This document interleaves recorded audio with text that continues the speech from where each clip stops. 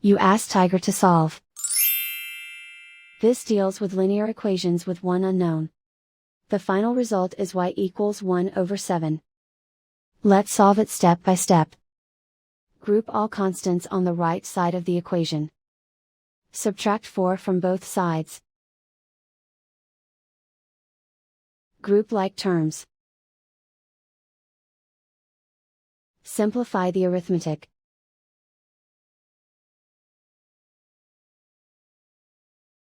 Isolate the d. Divide both sides by -7.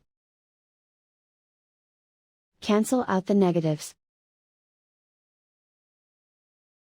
Simplify the fraction. Cancel out the negatives. And so the final result is y equals 1 over 7.